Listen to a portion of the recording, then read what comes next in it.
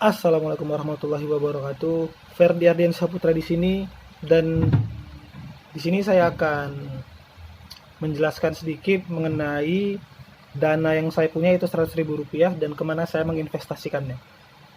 Oke, jadi saya menginvestasikan dana Rp100.000 saya itu ke PT Surya Citra Media Tbk, atau kodenya itu adalah SCMA, di mana SCMA ini didirikan pada tahun 1999 dengan nama PT Cipta Aneka Selaras. Nah, perusahaan ini adalah perusahaan yang berfokus pada bidang usaha jasa multimedia, hiburan, komunikasi, dan bidang pertelevisian. Bisnis awal dari perusahaan ini adalah menjadi induk dari stasiun televisi swasta kedua di Indonesia, yaitu SCTV atau PT Surya Citra Televisi. Nah, kemudian pada tahun 2001, SCMA ini mengubah namanya menjadi PT Surya Citra Media, yang awalnya adalah PT Cipta Aneka Selaras. Kemudian di tahun 2001 mereka mengubah namanya menjadi PT Surya Citra Media sampai sekarang yang kita kenal. Kemudian di tahun 2002 mereka mengakuisisi saham PT Surya Citra Televisi atau SCTV sebesar 99,99%. Kemudian di tahun yang sama, tepatnya pada tanggal 28 Juni, SCMA ini memperoleh pernyataan efektif dari Bapak PAM-LK untuk melakukan penawaran umum perdana saham SCMA kepada masyarakat sebanyak 375 juta dengan nilai nominal Rp250 per sahamnya, dengan harga penawaran Rp1.100 per saham. Nah, saham-saham ini dicatatkan pada Bursa Efek Indonesia pada tanggal 16 Juli pada tahun 2002. Kemudian di tahun 2010, SCMA mendirikan PT Surya Citra Pesona. Nah, di mana PT SCP ini bergerak di bidang jasa penyiaran televisi dengan jangkauan wilayahnya yaitu Gorontalo. Kemudian pada 2013, penggabungan atau merger usaha antara PT SCMA dengan PT Industriar Karya Mandiri Tbk atau IDKM. Kemudian di tahun yang sama juga, PT SCMA ini dan juga PT Elang Mahkota Teknologi Tbk menandatangani akta jual beli dan pengalihan hak atas saham sebesar 51% yang telah ditempatkan dan disetorkan penuh dalam PT Screenplay Produksi. Kemudian di tahun 2014, Perseroan mendirikan PT Surya Tri Optima Multikreasi dengan kepemilikan saham sebesar 60%. Kemudian pada tahun 2015, PT SCMA mendirikan perusahaan subholding di bidang konten, PT Indonesia Entertainment Group atau IEG, yang memiliki sejumlah entitas anak yang bergerak di bidang rumah produksi, pembuatan dan pemasaran konten, serta infrastruktur. Kemudian pada tahun 2017, Perseroan melalui entitas anak tadi, PT IEG tadi, mengakuisisi saham PT Cinemark Indonesia sebesar 80%. Nah, kemudian pada tahun 2019, PT SCMA lagi-lagi mengakuisisi saham PT Video.com sebesar 99%, dan juga saham PT Kapanlagi.com sebesar 50%, dan juga saham PT Binari Ventura Indonesia sebesar 99%.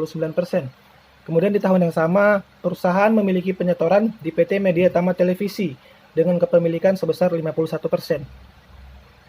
Nah, jadi dari historical perusahaan tadi, kegiatannya itu bisa kita lihat bahwa perusahaan ini tuh memiliki prospek yang baik ya, karena dari awal dibentuk sampai dengan tahun 2019 sampai sekarang tuh banyak kegiatan-kegiatan di mana mereka mengekspansi atau memperluas perusahaan yang mereka punya, mulai dari melakukan akuisisi perusahaan lain ataupun juga melakukan merger kepada perusahaan lain.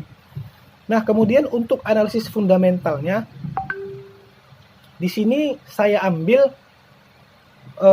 performa bisnisnya itu dari 10 tahun ke belakang.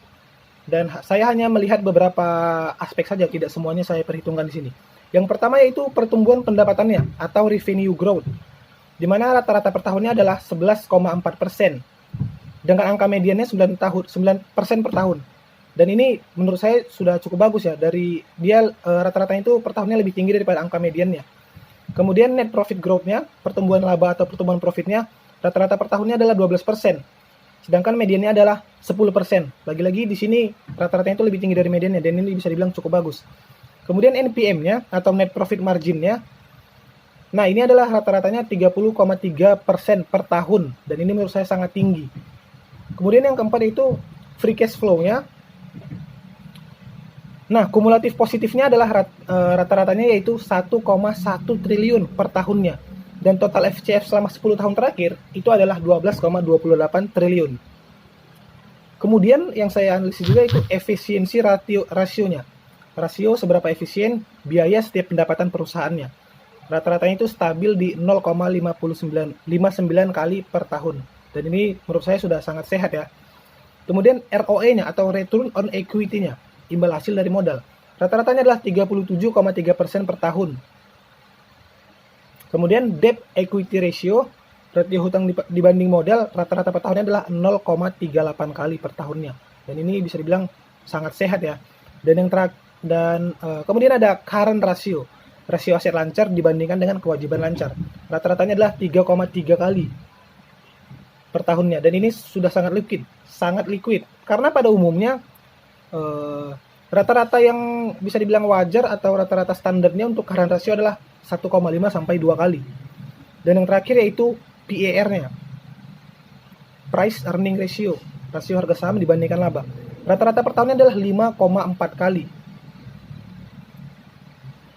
Sedangkan PER-SCMA ada di 3,26 atau 66% lebih rendah daripada PER historinya.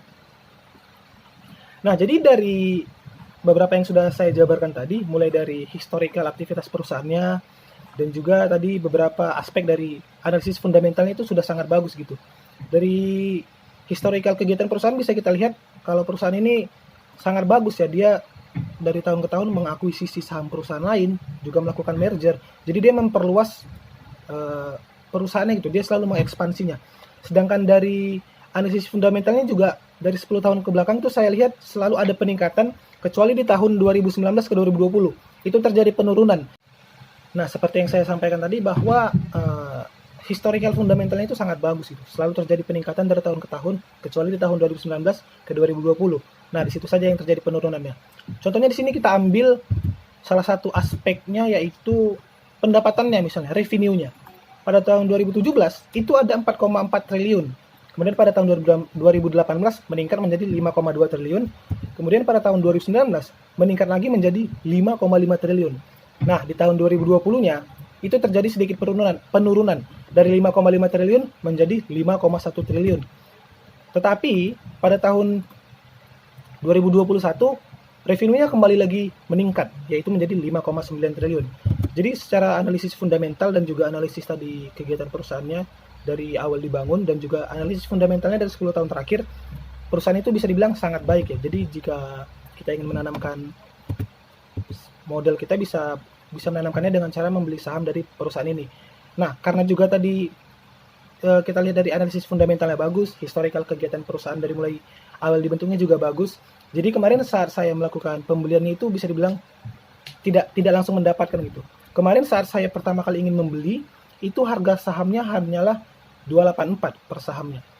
Saya coba beli di harga 284, tetapi saya baru mendapatkan sahamnya yaitu ketika harganya di 296. Mungkin karena banyak juga yang sedang membeli saham ini gitu. Jadi tidak bisa langsung saya dapatkan di harga waktu itu saat saya pertama kali ingin beli.